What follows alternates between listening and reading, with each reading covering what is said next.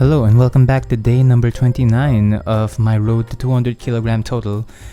Now for today and I think for the rest of the sessions, I'm going to be starting on a Tuesday to give time for Fitz to send the program for the week. So again, it's still following the same format as before with day one being mostly just a snatch and clean and jerk. Snatch and clean and jerk day.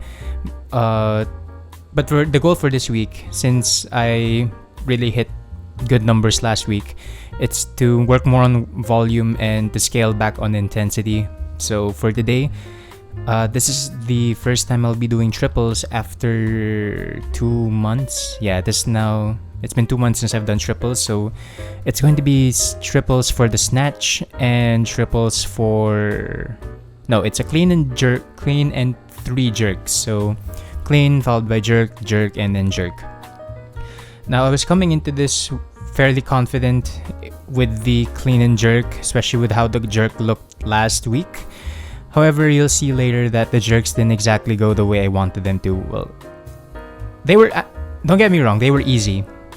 The clean and jerks were...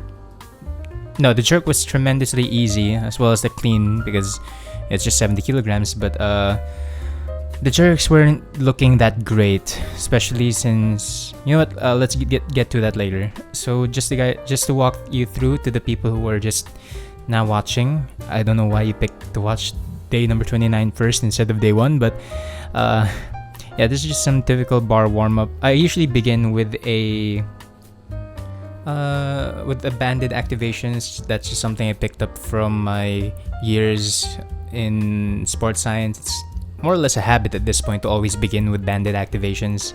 No, actually I start with stretching, but I'm not gonna show you guys me sitting in a squat for 5 minutes.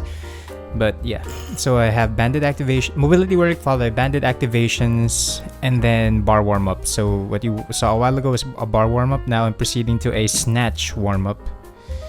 So for the snatch warm-up, again, focusing a lot more on extension and speed under the bar, as well as the you know what, the snatch is a highly technical movement. What Fitz told me to focus on more was the speed of the second pull, so that's basically what I focus on a lot. So it's a slower first pull followed by a faster second pull. There we go. Now here I am working up to a triple. Well, actually the first working set for the triple is at 50 kilograms. So I usually, with how I warm up, I usually do bar followed by the green plates at the 10 kilograms, and then that's basically how I warm up. So yeah, first working set at 50 kilograms, focusing on keeping the feet flat and really accelerating during that second pull. Slight jump forward. I think that's a habit I developed because I really sneak my knees forward after it passes the knee. Alright. Yeah, really focusing on just aggression with the pull. And I was actually kind of happy with how the snatches are looking, especially with the triples. I thought my form would degrade as the sets went on, but it actually didn't, so that's good. Beautiful.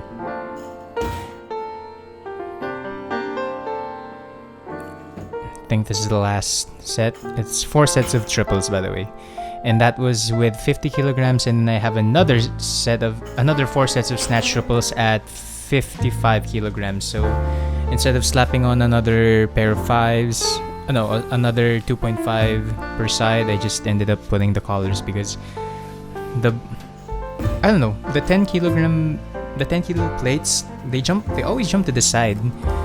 I have no idea why, especially since that doesn't happen. No, actually it does happen. It happens with the 25s and the 10s, but not with the 15s and the 20s. I think it might be my floor, but I can't afford to have a new floor. Still saving up for the oh yeah, what I noticed with the 55s, or especially with the second set, was that I think jumped too I think I'm having a slight jump forward because I'm catching it in front and having to save it by my heels go up during the receiving, but that was only during that set. So just for this one I kind of forgot that I had to slow down my first pull. I think I only remembered during this third rep. Yep. Got it.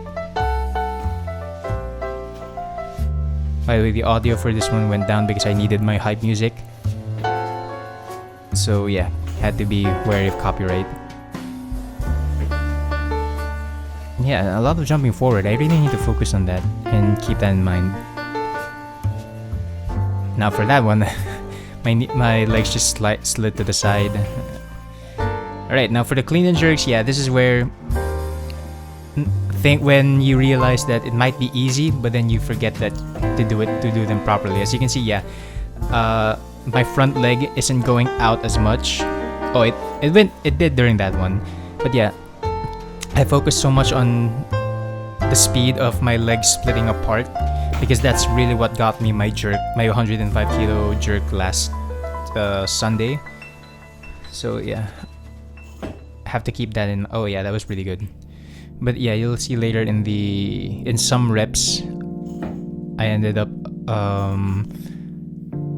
kind of cutting off the distance that my front foot went, and you'll see me actually get pushed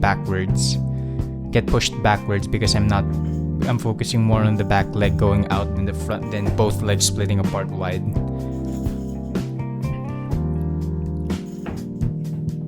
Yeah, like that. By the way, all these jerks were easy. They were absolutely easy. It's just that, yeah, I think the ease of it made me get lax on my technique, and with weightlifting, it's a lot more on technique than it is about strength and how, yeah, and it's more on technique rather than how strong or how powerful you are. You still need to perform the lifts with technical proficiency. That one was a good rep. Majority of the jerks, don't get me wrong, majority of the jerks were actually quite good. It's just that watching it back now, it's kind of painful to see it because compared to the jerk that I did last weekend, and which was really beautiful. So yeah, this is I think the third set. Fourth set and fifth set were the ones that you'll really see me cutting the extension short. I don't know why. Yeah, like you can see it there. The knees were way on my front leg. The knees were way in front of my toes. However, I think the lockout is still good, and the aggression of the dip also really good. But I think something that I really have trouble with is splitting the legs apart diagonally. I kind of lost balance there. But yeah, for the life of me, I can't split diagonally. It's always gonna be either out in front, almost like in a lunge position. That probably has to do a lot with my background in taekwondo from when I was a kid. So yeah, need to focus on that more. Oh, and I think now we're at the hardest part of the day, which was actually of the session, which was the triples for back squat.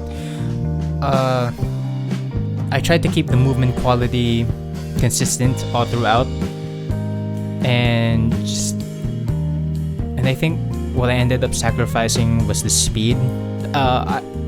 From the bottom, I really willed myself up during a lot of these sets. By the way, it's 120 for 3, and as I said last week, it was actually, I found this hard last week, so I ended up doing it for a 3x3, but now I had to do it for a 3x5. No, 5 sets of 3. Yep. And really focusing on hitting that depth. Something that I forgot to do, something that I actually learned with my powerlifting days was really pinning that bar towards my back during a heavy 1RM low bar parallel back squat. But I actually, when I started applying it to my high bar back squats, it actually helped a lot, especially with keep the bar stable. So yeah, if you've ever tried pushing some boxes that are stacked together but not bound together, you'll see that it's harder. Well, anyways, that's it for today's session. I hope you guys enjoy. Hopefully I reach the 200 kilogram total by, I think, the end of this month. Yeah. Well, anyways, thank you. Subscribe for more and see you guys in the next video.